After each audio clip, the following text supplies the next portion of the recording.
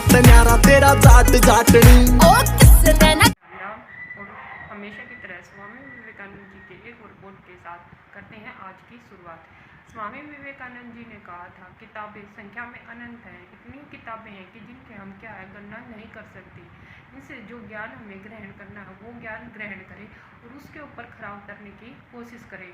और वही व्यक्ति अमरता को प्राप्त करता है, मतलब कि वही व्यक्ति अमर होता है जो किसी भी भौतिक चीज़ से परेशान नहीं होता।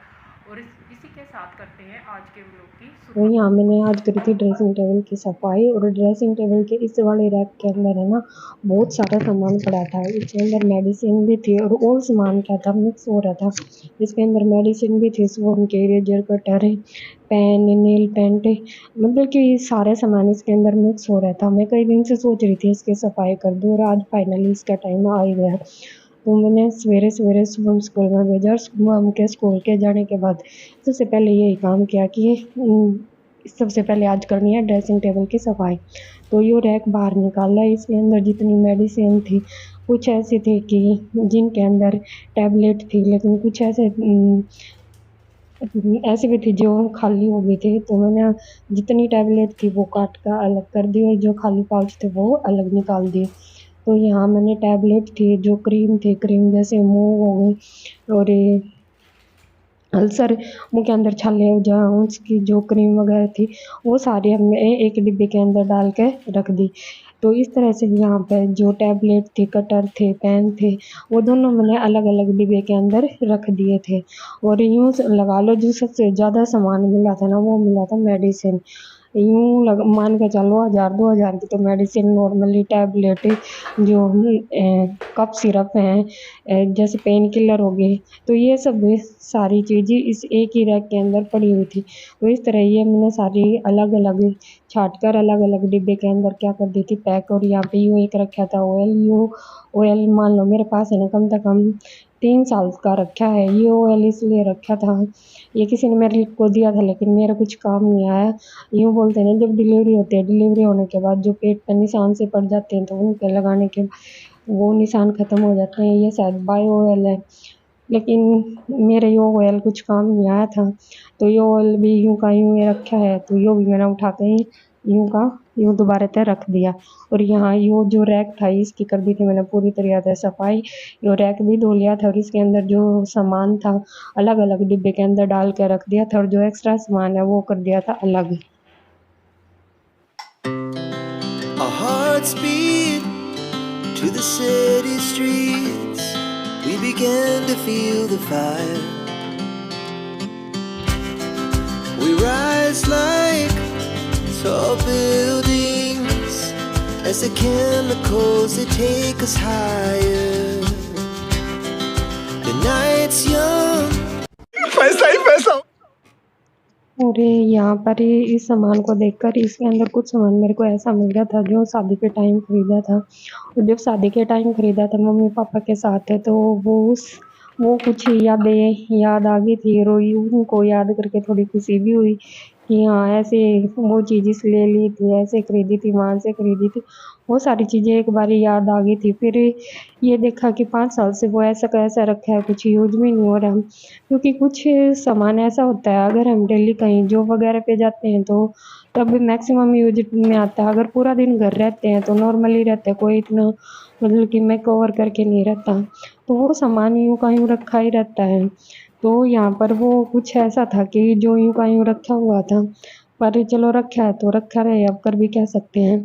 फिर उसके बाद मैंने ये कर दिया था पूरा खाली और पूरा मतलब कि जो इसका लेफ्ट पार्टीशन है वो पूरी तरह से खाली कर दिया था। उसमें पोछा लगा के और वो पूरी तरह से साफ़ कर दिया था। और यहाँ पे ये बैंगल्स थी और इसमें ना कुछ बैंगल्स एक तो ये चूड़ा था और कुछ मेटल्स की बैंगल्स थी। तो जो ये सारी बैंगल्स मैंने बाहर निकाल ली थी और इनको अलग अलग डिब्बे के अंदर रख दिया था। जो मेटल्स की बैंगल्स थी उनको अलग कर दिया था और जो चूड़ा था वो दोबारा से इसके अंदर सेट कर दिया था। इस तरह से ही ये हो गई थी ड्रेसिंग टेबल की जो लेफ्ट पार्टीशन है इसका उसकी सफाई।